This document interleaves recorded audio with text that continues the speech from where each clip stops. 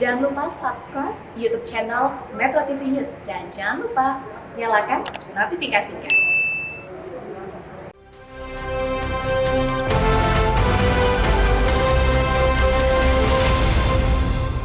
Pemirsa, Presiden Joko Widodo memperingatkan masalah pangan saat ini menjadi persoalan yang harus dihadapi banyak negara di dunia, termasuk Indonesia. Hal ini terjadi lantaran semakin banyak negara yang menghentikan ekspor bahan pangannya untuk kebutuhan dalam negeri sendiri.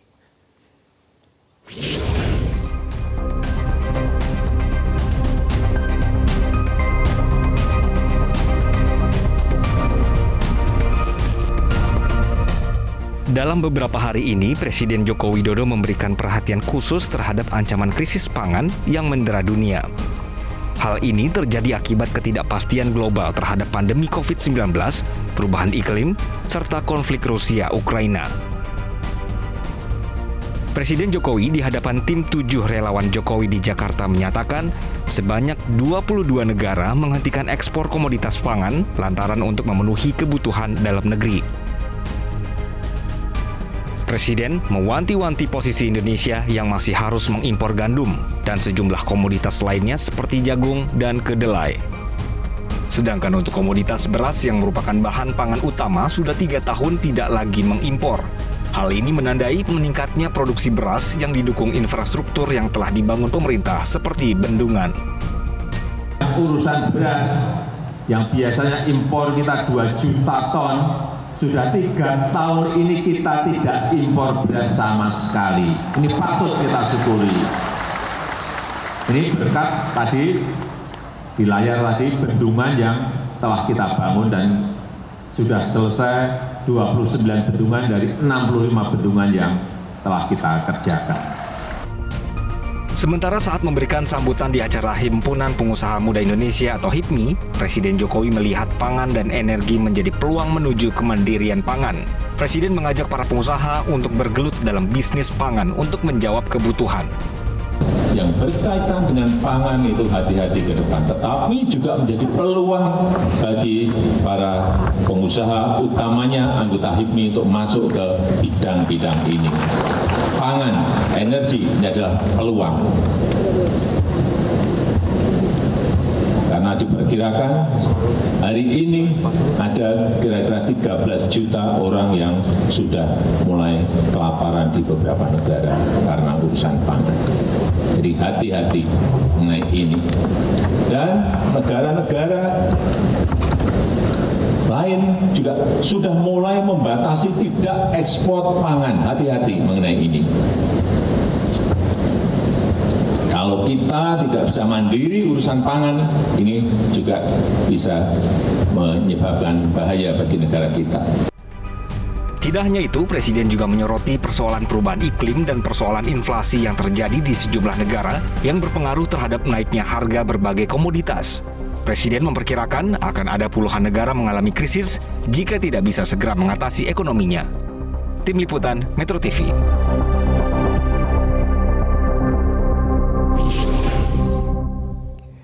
Sementara itu, Menteri Pertanian Syahrul Yassin Limpo dalam Focus Group Discussion Ketahanan Pangan Partai Nasdem menjelaskan upaya menjaga ketahanan pangan Indonesia yang menurutnya pendekatan dengan sains dan teknologi dibutuhkan untuk menjawab dinamika pangan global. Tidak mau ini akan jadi tantangan baru, akan naik. Kita harus masuk dengan pendekatan-pendekatan baru dengan sains, riset, dan teknologi. Peningkatan kapasitas produksi, diversifikasi pangan lokal, kita tidak boleh tergantung hanya dengan beras. Kemudian ada cadangan logistik yang harus diperkuat, dan cadangan logistik itu penguatan cadangan pangan di setiap kabupaten dan provinsi. Tidak boleh. Kemudian yang keempat ada pengembangan pertanian modern, smart farming menjadi sangat penting. Kemudian yang kelima, kita harus melakukan ekspor. Ini kesempatan untuk memperkuat dan seperti tadi pengarahan yang ada masuk kepada kedaulatan pangan dan ketahanan pangan sekaligus. Ya, lantas bagaimana Indonesia menghadapi dan mengantisipasi ancaman krisis pangan dunia di tengah gejolak geopolitik? Langsung saja akan kita bahas bersama Menteri Pertanian Republik Indonesia Syahrul Yassin Limpo. Selamat malam, Pak Menteri, apa kabar, Pak? Selamat. Malam, Assalamualaikum. Apa kabar Yahyu, pemirsa? Waalaikumsalam warahmatullahi wabarakatuh. Sehat, Alhamdulillah. Pak Menteri, tadi kalau kita simak bersama-sama pernyataan Presiden di tayangan sebelum kita dialog ini menyebutkan semakin banyak, Pak, negara-negara yang menahan ekspor. Ada 22 negara tadi itu beberapa lalu tayangannya untuk menghentikan ekspor bahan baku pangan ya, Pak. Untuk mengamankan produk dalam negerinya, kebutuhan dalam negerinya sendiri. Bagaimana dengan Indonesia dan juga bagaimana antisipasi yang kita siapkan, Pak? Memang tiga katakanlah bencana dunia yang ada. COVID kita belum selesai dalam 3 tahun.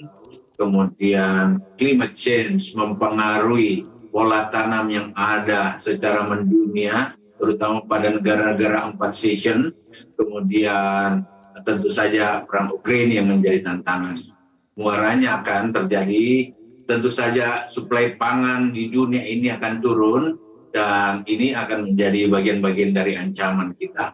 Pernyataan Bapak Presiden, perintah Bapak Presiden yang terus-menerus tak pernah putus untuk menciptakan kemampuan dan kedaulatan pangan nasional menjadi sangat penting. Oleh karena itu ada 3 hal yang menjadi strategi yang harus kita coba cermati secara bersama selain dari CB1, CB2, CB3, CB4, dan CB5. Saya sharing slide seperti yang saya kemukakan. Harus ada peningkatan kapasitas produksi dari lahan existing maupun lahan-lahan ekstensifikasi yang kita lakukan. Kemudian para gubernur, para bupati mencoba menahan tidak terjadi alih fungsi lahan di semua daerah terutama di Jawa. Kemudian ada diversifikasi pangan harus kita dorong. Diversifikasi pangan itu antara lain tidak hanya beras kita makan tetapi tentu saja ubi kayu, jagung, ketela, sagu, pisang, sorghum, kentang. Ini menjadi bagian-bagian yang harus kita persiapkan secara serius besok menghadapi krisis pangan yang ada. Kemudian tanaman pekarangan di lingkungan yang ada harus menjadi bagian-bagian dari strategi bersama. Pertanian itu bukan Kementan sendiri, tetapi membutuhkan tangan berbagai pihak, termasuk tentu pemerintah daerah sampai ke bawah.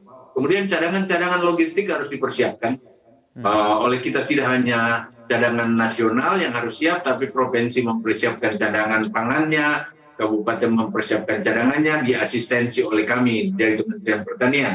Tetapi yang tidak kalah pentingnya memang Pak Wahyu, harus ada pengembangan pertanian modern, artinya tentu saja greenhouse, untuk menciptakan pertanian tanpa harus menunggu cuaca dan alam harus menjadi bagian-bagian yang kita dorong ke depan. Yang keempat, kelima, tidak hanya menjadi tantangan tentu krisis pangan yang kita akan hadapi ke depan, tetapi ekspor kita harus kita tingkatkan 3 kali lipat. Nah, memang Indonesia sekarang ini adalah salah satu negara di dalam COVID ini melakukan eksportasi yang cukup tinggi. Kita sudah capai 38,2% lebih dengan nilai 600 triliun lebih. Itu tandanya negara-negara luar meminati banget apa yang ada. Tetapi Pak Wahyu, yang paling penting penurunan produksi menjadi tantangan dunia. Kemudian harga-harga pangan akan naik. Ini sesuatu yang tidak bisa dihindari karena biaya produksi naik. Gangguan distribusi juga seperti Bapak Presiden sudah sampaikan tadi. Kemudian restriksi ekspor negara lain yang tertahan dan lain-lain, ini harus terantisipasi oleh kami. Baik. Dan Kementan sudah membuat 3 langkah strategis untuk itu. 3 langkah strategis itu tentu saja meningkatkan produktivitas dari berbagai komoditi yang berkait dengan inflasi. Antara lain cabai, bawang merah, gula, tebu, dan non-tebu. Dan seperti itulah kurang lebih contohnya.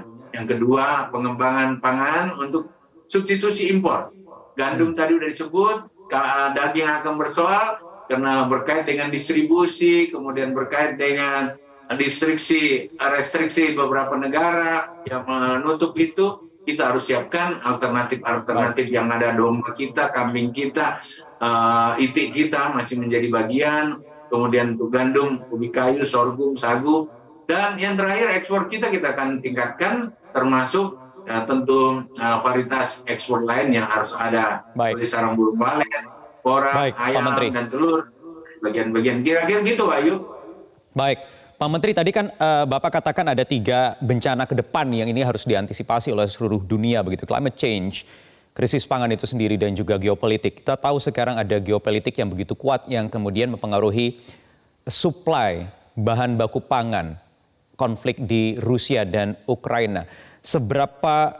Seberapa kuat ketahanan pangan kita? Kondisinya bagaimana saat ini, Pak, yang terdampak geopolitik ini? Saya akan coba urai dulu, Ayu. Yang kami kendalikan penuh adalah 12 komoditi. Beras, jagung, kedelai, bawang merah, bawang putih, cabai besar, cabai rawit, daging sapi, daging ayam ras, telur ayam ras, gula konsumsi, minyak goreng. Tantangan barunya itu kedelai dan gandum. Kira-kira begitulah. Oleh karena itu dari semua 12 aspek ini yang bersubstitusi impor yang harus menjadi perhatian kita. Kedelai harus kita tanam kembali. Kedelai ini kenapa kita tidak tanam? Karena produktivitas kedelai kita hanya sekitar 2 ton per hektar dengan harga yang sama dengan jagung Rp5.000. Sementara kalau rakyat tanam jagung itu 6-7 ton per hektar.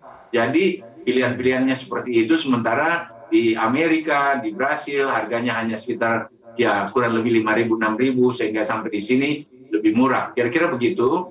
Sehingga ini menjadi tantangan baru yang harus kita terus dorong. Minimal ya tentu saja pemerintah akan mendampingi terus petani kita, petani kedelai untuk kemudian ketergantungan itu bisa kita kurangi. Hal lain bawang putih saya kira ini sudah menjadi pembicaraan dan kita harus bisa betul-betul mempersiapkan bawang merah kita sebagai bagian-bagian yang tentu saja supply chain-nya bisa juga saling bertukar dengan negara-negara lain. Karena bawang merah kita juga menjadi diminati oleh tempat lain. Daging sapi seperti saya bilang menjadi bagian-bagian yang tentu saja substitusinya adalah kambing, ayam kita, telur kita harus menjadi bagian-bagian yang tentu saja kita persiapkan menjadi ketahanan yang ada. Sementara gula konsumsi tentu saja kita harus bisa tanam lebih kuat dari lahan-lahan yang tersedia selama ini yang memang masih menjadi peluang yang ada. Kurang lebih kalau melihat ketahanan pangan ini, next coba lihat itu beras kita. Saya perlihatkan lagi satu slide beras yang benar-benar. Nah ini kalau kita lihat produksi beras kita sampai 2021 ini overstock kita ada kurang lebih 9 juta, kurang lebih lah seperti itu. Oleh karena itu yang kita makan tentu 31 juta, konsumsi kita 31 juta, produksi kita, kemudian 29 yang kita makan tentu dengan neraca-neraca yang ini kita mengatakan bahwa untuk makan beras iya, tetapi kita tidak boleh pede dengan data-data ini. Kita harus terus lakukan upaya-upaya penguatan dengan strategi-strategi yang tadi. Ada yang berkait dengan inflasi yang harus saya persiapkan, ada yang berkait dengan substitusi impor yang harus kita canangkan, varietas-varietas yang lain termasuk variasi makanan yang harus kita persiapkan. Yang ketiga adalah tentu saja peluang-peluang ekspornya harus menjadi perhatian kita untuk tetap membuat gairah pertanian bisa terjaga gitu, Pak Yus. Baik, untuk beras surplus sampai akhir 2021 kemarin 9,63 juta ton. Kemudian tadi menarik juga kalau dari keterangan Pak Menteri tadi 12 komoditi yang bisa dikendalikan. Concernnya dua ya Pak ya, jagung dan juga kedelai Pak. Pertanyaannya kemudian, apa antisipasi skenario terburuk Pak ketika geopolitik ini tidak ada di luar kendali kita Pak? Apa kemudian ini antisipasi yang disiapkan? Ya, Indonesia itu adalah memiliki lahan mulai dari dataran rendah, bukit-bukit dan gunung. Kemudian matahari kita, walaupun memang cuaca sangat ekstrim, antara lain karena ya tadi itu tiba-tiba hujan, tiba-tiba banjir dan lain-lain ini menjadi masalah-masalah. Saya selalu katakan kita harus masuk pada sains, riset, dan teknologi untuk diterapkan. Salah satu greenhouse menjadi bagian-bagian agar ya pertanaman kita harus bisa terjamah dengan itu. Biar bagaimana teknologi dengan mekanisasi menjadi penting. Kadang-kadang kita sudah mau panen misalnya seperti saat sekarang ini hujannya tiba-tiba tinggi. Dan kalau kita tidak tarik ini untuk kemudian dikeringkan melalui dryer yang ada, melalui mekanisasi saja, maka pasti produksinya turun. Ini tantangan-tantangan baru yang baru tahun ini dari pengalaman yang ada kita lakukan. Oleh karena itu memang ini tidak semudah membalik tangan, tetapi tantangan ini tentu saja kita buatkan cadangan-cadangan untuk bisa kita lakukan.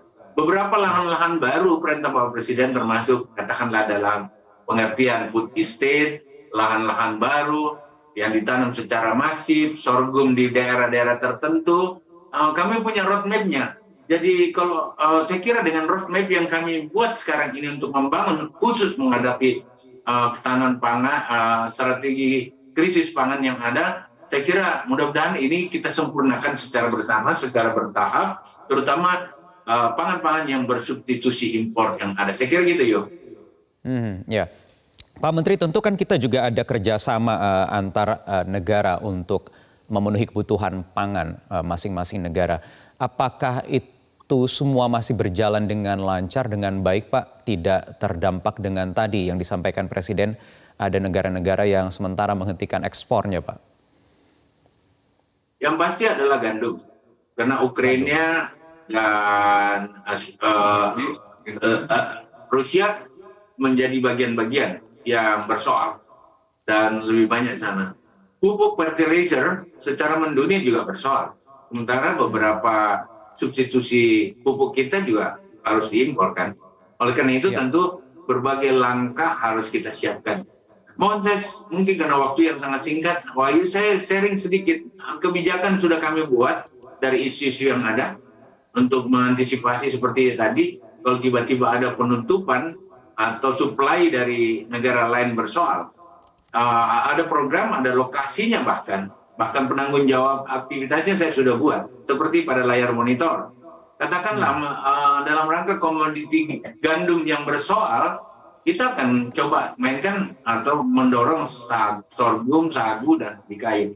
Selama ini tentu saja yang bersoal mungkin bukan saja kalau tiba-tiba ada penutupan, tapi harganya yang tiba-tiba naik seperti kedelai. Maka tentu saja langkah-langkah kita harus disiapkan untuk mengadaptasi. Itu, Yo. Ya, nah itu dia, Pak. Soal kenaikan harga dan lain sebagainya itu insentif apa kemudian juga bisa diberikan, terutama juga mensupport para petani juga ini juga, Pak, yang juga terdampak.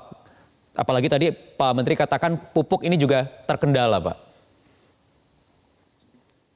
Kita selama ini jalan dengan tidak hanya dengan belanja pemerintah kan. Bapak Presiden sudah mempersiapkan kredit usaha rakyat bisa mengendalikan. Nah, sebenarnya kalau harga makin naik, tentu saja yang kita intervensi adalah bagaimana kos produksinya bisa kita pertahankan tidak melampaui apa yang ada. Salah satu pelatihan tentang bagaimana melakukan pupuk berimbang, bagaimana mendorong pupuk organik, itu menjadi bagian-bagian agar intervensi kita terhadap katakanlah modal atau kos produksinya bisa kita rendahkan. Dengan demikian kita berharap marginnya juga tetap terbuka seperti itu.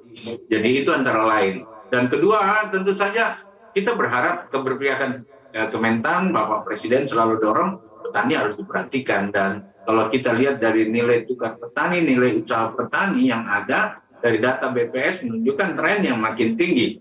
Dari 99% 3 tahun lalu, sekarang ini 109. Padahal, nah ini saya kira menunjukkan bahwa nilai tukar petani, nilai kesejahteraan petani, nilai tukar petani dalam COVID juga meningkat.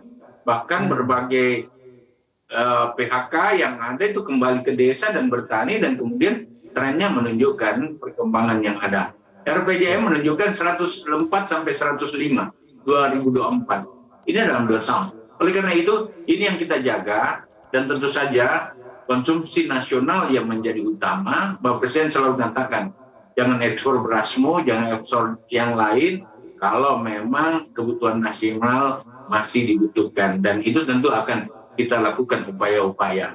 Nah, sekarang antisipasi dan mitigasi kita yang ada di Kementan itu, yang mana-mana komoditi pertanian yang akan terganggu besok dengan hadirnya climate change yang ada, dan bagaimana mempertahankan produktivitas kita yang cukup baik selama 3 tahun. Saya kira itu, Wahyu.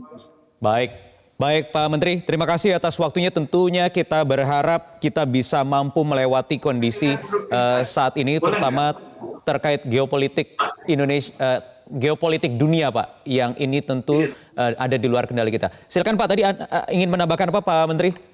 Singkat saja, Pak. Ada data kita tentang produktivitas. Baik. Yang produktivitas yang ada, iya ini Bapak. Ini data FAO loh.